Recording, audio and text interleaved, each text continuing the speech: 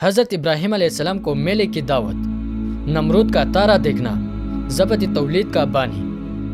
قوم اور اہل بستی کے ساتھ اس احتجاج کی خبر نمرود تک پہنچ گئی۔ پھر ایک مرتبہ لوگوں نے ابراہیم علیہ السلام کو ایک میلے میں ساتھ لے جانے کی دعوت دی، جبکہ آپ وہاں جانا نہ چاہتے تھے۔ چنانچہ آپ علیہ السلام نے ان کی حمایت کے خلاف نہ جانے کو ظاہر کرنا چاہا۔ قوم کے سامنے ستاروں کی طرف دیکھا اور فرمایا کہ میں سقیم ہوں۔ اللہ تعالیٰ قرآن مجید میں فرماتا ہے کہ ابراہیم علیہ السلام کا یہ جواب سن کر قوم کے لوگ الٹے پاؤں واپس چلے گئے۔ سقیم کے دو معنی بیان کیے گئے ہیں: طاعون زدہ، بیمار۔ قوم کے لوگ یہ جواب سن کر بھاگ گئے۔ ابراہیم علیہ السلام یہ چاہتے تھے کہ جب وہ بھاگ جائے تو ان کے بتوں کے ساتھ وہ معاملہ کرے جس کا وہ ارادہ کر چکے ہیں۔ لہٰذا جب وہ لوگ میلے میں چلے گئے تو ابراہیم علیہ السلام ان کے چھوٹے معبودوں کے پاس گئے، گانا ان کے قریب کیا اور بطور استہزاء فرمایا: تم کہتے کیوں نہیں؟ کیا بات ہے، تم بولتے کیوں نہیں؟ بعض صحابہ کرام رضی اللہ تعالیٰ عنہ سے مروی ہے کہ نمرود کے دور میں ایک ایسا ستارہ طلوع ہوا جس کی وجہ سے سورج اور چاند کی روشنی مانند پڑ گئی۔ نمرود اس سے بہت گھبرایا، چنانچہ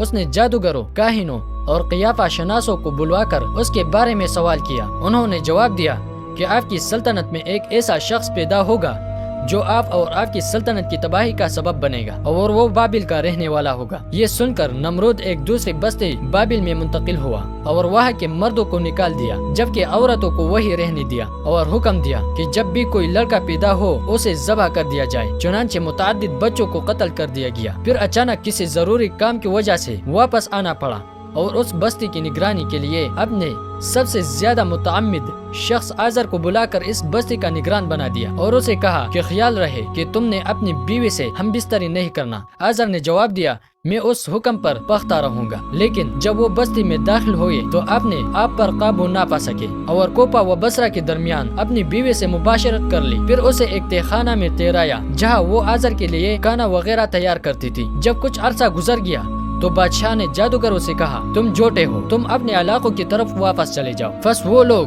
اپنے علاقوں کی طرف لوٹ گئے اور اس عرصہ میں ابراہیم علیہ السلام پیدا ہو گئے۔ انہوں نے اس تیز رفتاری سے پرورش پائی کہ ہفتہ میں مہینہ کے برابر اور مہینہ میں سال کے برابر بڑھے۔ بادشاہ سب کچھ بول چکا تھا اور ابراہیم علیہ السلام نے اس طرح پوشیدگی سے پرورش پائی کہ ان کے ماں باپ کے علاوہ ان کو اور کسی نے نہ دیکھا۔ ایک دن ابراہیم علیہ السلام کے والد نے اپنے دوستوں سے کہا کہ میرا ایک بیٹا ہے جسے میں نے چھپا کر رکھا ہے، تمہارا کیا خیال ہے کہ اگر میں اسے ظاہر کر دوں تو بادشاہ اس کو قتل تو نہ کرے گا؟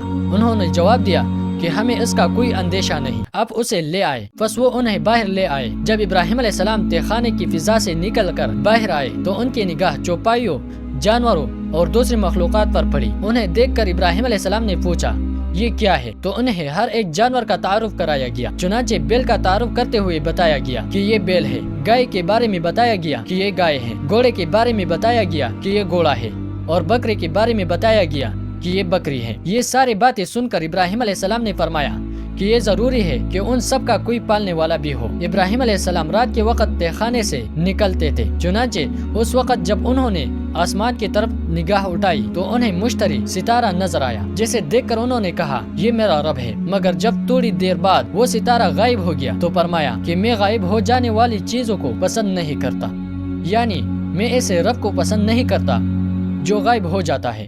آپ کے والد بت بنا کر آپ اور آپ کے بھائیوں کے حوالے کرتے تاکہ انہیں فروخت کر آئے۔ آپ ان بتوں کو لے جاتے اور یہ آواز لگاتے: کون ہے جو مجھ سے ایسی چیز خرید لے جو نہ نفع پہنچا سکتی ہے اور نہ نقصان؟ آپ کی ایسی آواز سن کر کوئی بھی آپ سے بت نہ خریدتا، جبکہ آپ کے بھائی تمام بت بیچ کے آتے اور آپ کسی بھی بت کو بیچے بغیر واپس آ جاتے۔ پھر آپ علیہ السلام نے اپنے والد کو دعوت دین دی اور فرمایا: ترجمہ: ابا جان، آپ کیوں ان چیزوں کی عبادت کرتے ہیں جو نہ سن سکتے ہیں، نہ دیکھتے ہیں اور نہ آپ کا کوئی کام بنا سکتے ہیں؟ ترجمہ: باپ نے کہا: ابراہیم، کیا تو میرے معبودوں سے پھر گیا ہے؟ اگر تو باز نہ آیا تو میں تجھے سنسار کر دوں گا، بس تو ہمیشہ کے لیے مجھ سے الگ ہو جا۔